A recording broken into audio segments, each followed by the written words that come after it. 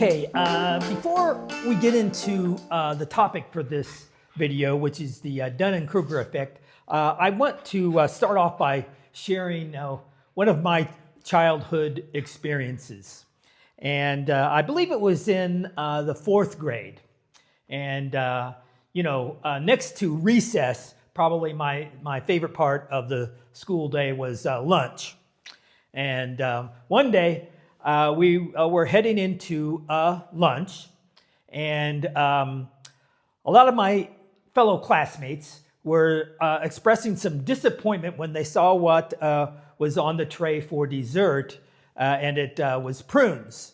And a lot of them didn't seem to be too excited about prunes, and I really didn't know much about prunes, and so I thought, what the heck? I'll give them a try. I tasted a prune. And, I've always been, very adventurous, especially when it comes to eating. And I tried a prune, and you know what? It tasted pretty good, and I quickly scarfed down the rest of my prunes, and nobody else wanted their prunes. They didn't seem to like them. So I thought, hey, I've hit the jackpot. Everybody was more than happy to just give me their prunes. And I, had a major feast on prunes during my lunch period. And, I thought that was great for a while. And you can probably finish the rest of the story yourself. I had quite an adventure for the rest of that day. And so now, why am I sharing that story? Well, the reason is, I think that, that might be a good story for me to apply to the Dunning Kruger effect. Dunning Kruger were some, I don't know if they were sociologists or what, but some smart guys. And they did some research that they ultimately has become referred to as the Dunning Kruger effect. And basically what that means is that when we first learn about something, our confidence level about what we know tends to be pretty high, mainly because of the excitement of learning something new, I think. And we all like to feel good about ourselves and feel like, we're smart. We all have egos that we like to feed. And when we first learn something new, we're excited about it, and our confidence level tends to be kind of high as far as, what we know about that subject.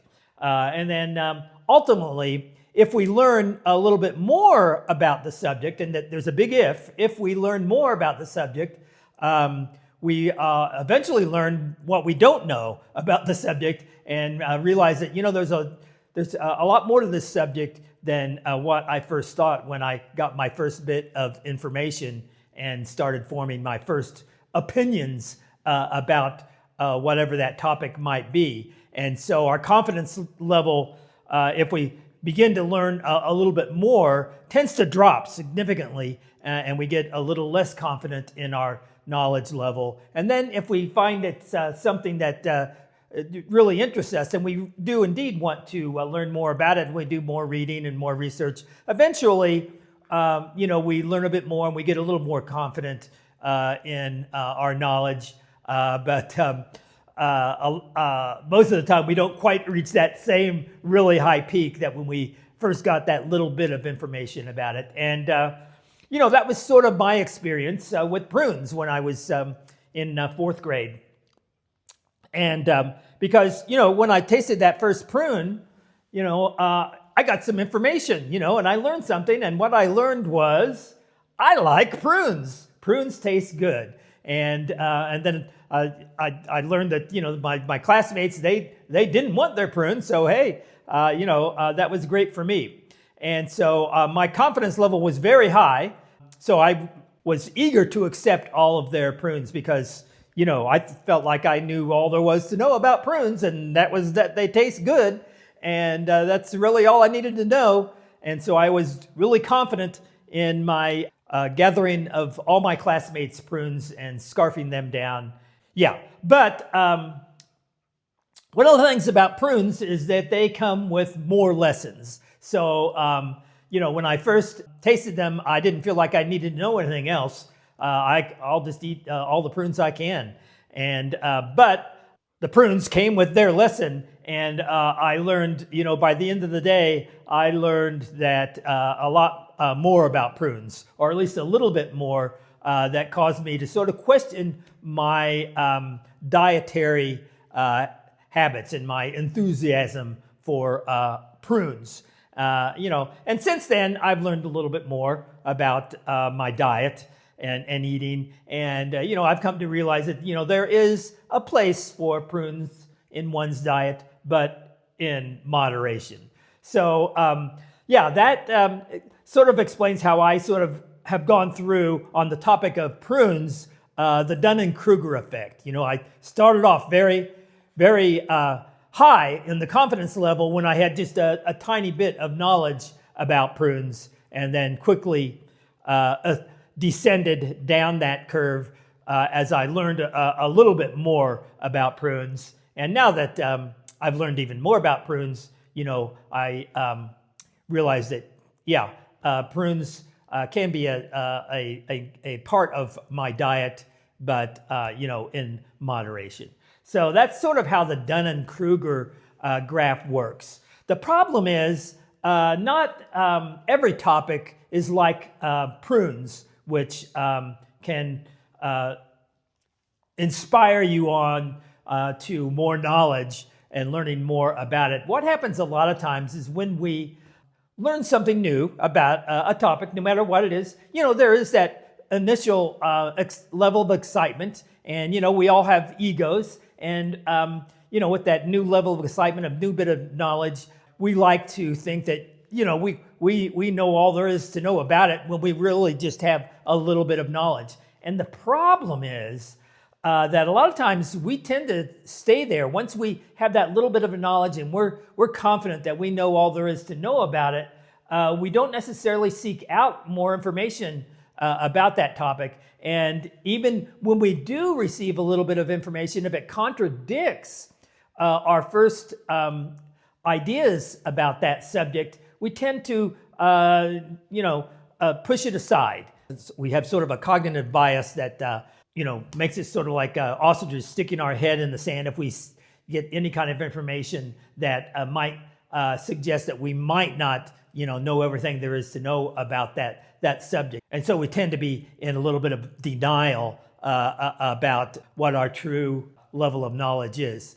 Now, if, however, we decide that, I want to learn a little bit more about it, that's when, if we keep our minds open and we start to learn a little bit more, one of the first things we learn on most topics is that once we learn a little bit more, we realize there's a lot more to learn about this subject, and we get a lot less confident in our opinions about that topic, and then that can open the door for then further learning, and we can suppress our egos a little bit, and that can allow us to actually learn a lot more about a topic. And the reason I'm sharing that with everyone today is that, I think that if we applied the Dunning-Kruger graph to our ideas, our political ideas,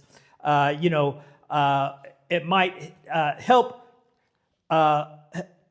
us all realize that, we all have a little bit more to learn about the Dunning-Kruger effect. And the thing is about the Dunning-Kruger effect, that when you first get that first bit of knowledge about a subject is, you might be right. Your first opinions, when you first get that little bit of knowledge about a subject, they might be right, and your confidence level is really high, but you really still don't know that much about it. And if you're trying to debate someone who might disagree with you, you're not going to be very effective at the debate, because your knowledge base still, even though you might be right, is very small. And then, of course, if you're wrong, then and you don't seek out more information and try to increase your knowledge on the subject, then you're just going to, be wrong, and maybe end up making a fool of yourself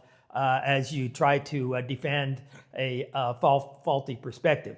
So, if we all sort of apply the Dunning Kruger effect to our own ideas and our own perspectives about things, it can open the doors for us to actually learn a little bit more. And then even though as everyone, no matter what side of the issue you're on, gets a little bit more facts about a certain topic, and you learn a little bit more, you realize that it's a much more complicated issue, which leaves your mind a little bit more open to something that somebody with a different perspective might want to share with you. And odds are, in most cases, nobody's going to be completely right or completely wrong.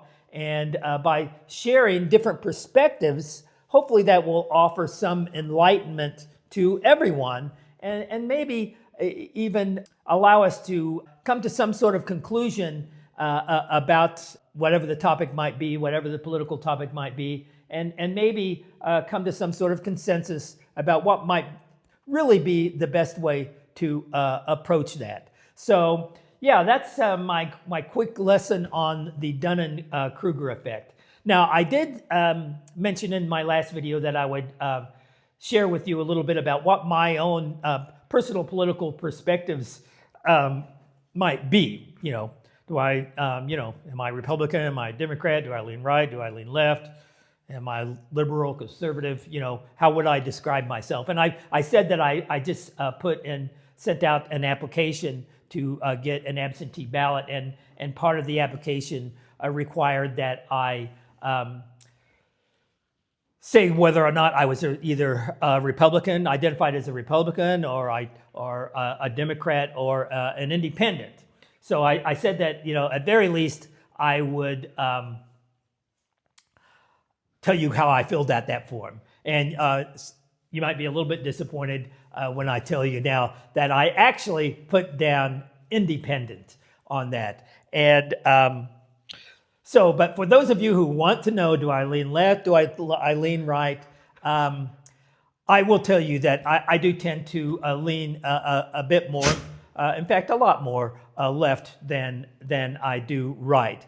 Now, hopefully, that bit of knowledge, if you happen to lean a bit right, is not going to turn you off to this topic, and I'm hoping that you will stay tuned in to this channel. And I encourage you, especially if you disagree with me, if you have an alternative perspective to offer, to not only stay tuned into my channel, but leave some comments. If you think that I'm wrong, once we start talking about some specific topics, political topics, I want to hear from you. I'm hoping that we can remain respectful of one another.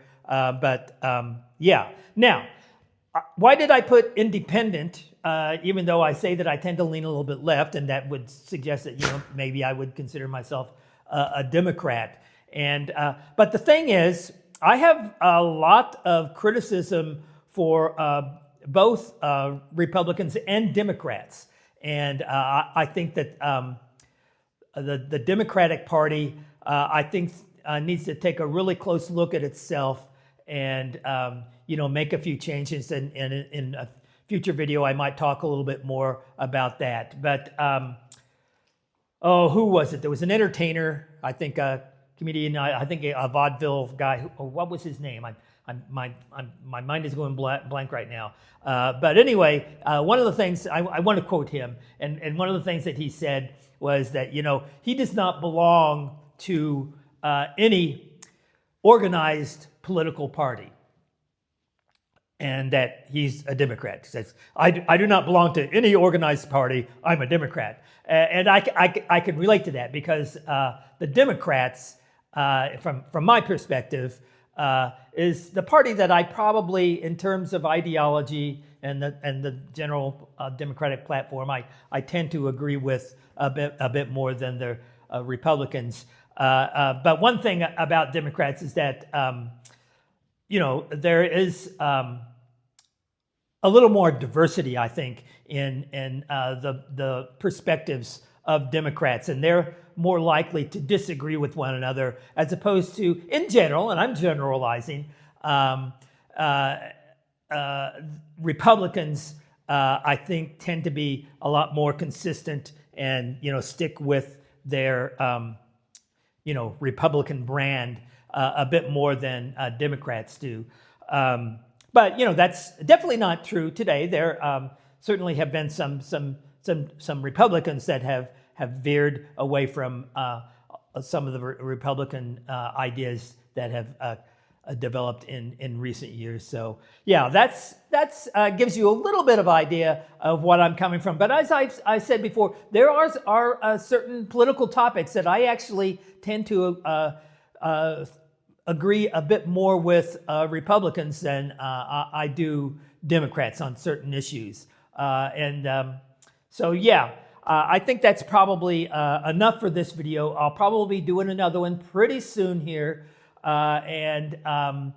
Like I said, feel free to leave comments. And if there's a particular political topic that you want me to address, let me know. And I'll maybe take that into consideration when I decide, which topics I want to bring up in my coming videos.